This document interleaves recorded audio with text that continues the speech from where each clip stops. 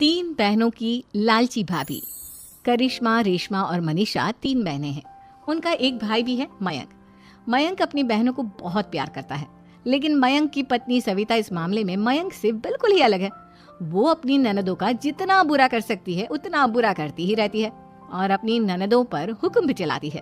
करिश्मा, करिश्मा, तुमने अभी तक नाश्ता नहीं बनाया? तुम्हारे भैया को ऑफिस जाने में देर हो रही है। हाँ भाभी, बस अभी बनाती हूँ। करिश्मा, तुम ये ढीलापन छोड़ दो। कल को पराये घर जाना है। वहाँ अगर तुम इस तरह से काम करोगी तो लोग क्या कहेंगे कि माँ ने और भाभी ने कुछ सिखाया नहीं। और तुम्हारी दोनों बहनें कहाँ हैं? रेशमा मार्केट गई है और मनीषा सो रही है। क्या? सुबह के 8 बज रहे हैं और ये महारानी अभी भी सो रही है? ये कहते हुए सविता अपनी सास दुर्गा देवी के पास जाती है।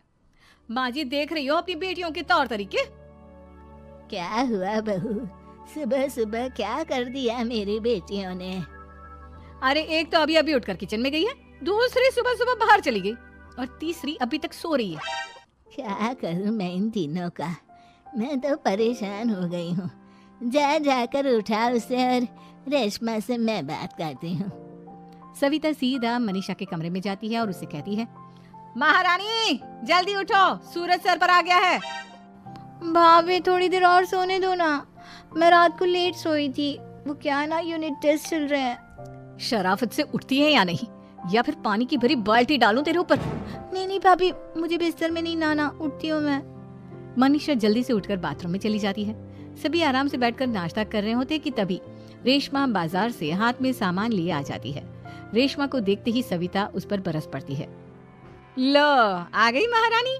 ऐसा भी क्या सामान लाना था जो सुबह आंख मलते ही बाजार की तरफ रवाना हो गई? भाभी, कल आप ही तो चीख रही थी कि घर का सारा सामान मुझे ही लाना पड़ता है, घर में किसी को भी किसी काम से कोई लेना देना नहीं है। अब मैं बाजार जाकर सामान ले आई तो आपको इस बात से भी तकलीफ हो रही है? देख रही हो माँ जी, अपनी बेटी की जुबान कैंची से भी तेज चलती है। और मयंक, आप तो कुछ कहेंगे नहीं अपनी लाडली बहन को। रेशमा, अपनी भाभी से ऐसे बात नहीं करते, चलो माफी मांगो। भैया, मैं क्यों माफी मांगू? आप भाभी से बोलिए ना कि हम पर कम हुक्म चलाया करे। हम इस घर की बेटियां हैं और आपकी पत्नी की ननद है, नौकरानी नहीं। लो कर लो बात, इनकी भलाई के लिए कुछ भी बोलो तो इन्हें बुरा लग जाता है। इस घर में यही इज्जत है मेरी। देख लो माँ जी, आपकी बेटी किस लहजे में मुझसे बात कर रही है। सविता वहाँ से चली जाती है। मयंक को बहुत गुस्सा आता है, वो भी वहाँ से चला जाता है।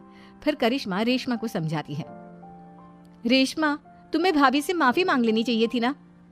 लेकिन दीदी, मैंने कुछ किया ही नहीं, तो मैं माफी क्यों मांगू?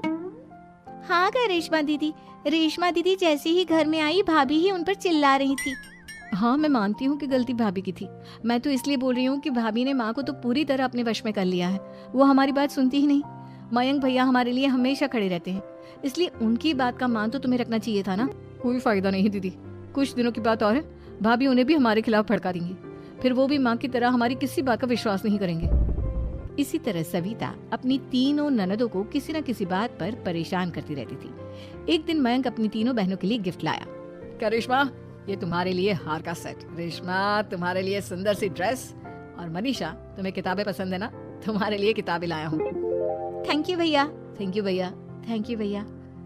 करिश्मा, तुम्हारा नेकलेस कितना सुंदर है, ये भैया कहाँ से ले आए होंगे? मैंने भैया को 3 दिन पहले फोन पर ये डिजाइन दिखाया था और आज भैया ये ले आए। सविता तो अपनी ननदों के गिफ्ट्स देखकर जल गई और करिश्मा का नेकलेस तो उसे भी बहुत पसंद आया था। अपनी बहनों के लिए कितना अच्छा नेकलेस लेकर आए हैं, मुझे कभी कोई गिफ्ट नहीं दिया।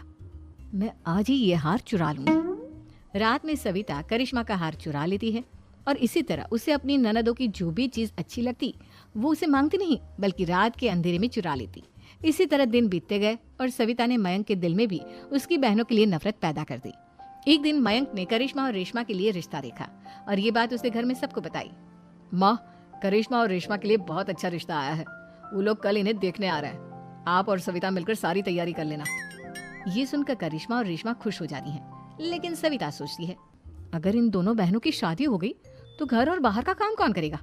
मनीषा तो 1 नंबर की कामचोर है, उससे तो किसी बात की उम्मीद लगाना ही बेकार है। मुझे इस शादी को रोकना होगा। अगले दिन सभी लड़के वालों के स्वागत की तैयारी करने में लगे होते हैं। तभी मयंक अपनी बहनों से आकर कहता है, तैयार हो गई तुम दोनों?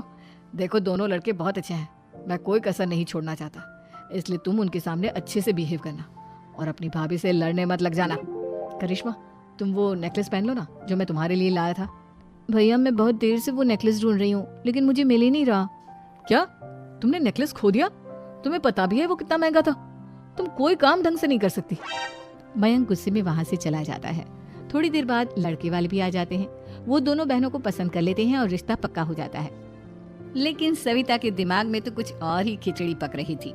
वो पंडित जी के पास करिश्मा की कुंडली लेकर जाती है और उन्हें पैसे देकर करिश्मा की कुंडली बदलवा देती है।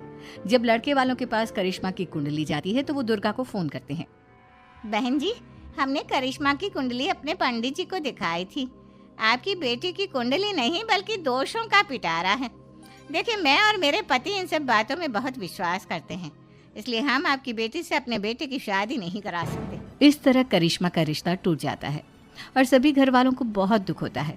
अब कविता सोचती है, चलो करिश्मा का तो रिश्ता टूट गया, अब रेशमा का भी रिश्ता तोड़ना है। क्या करूं क्या करूं?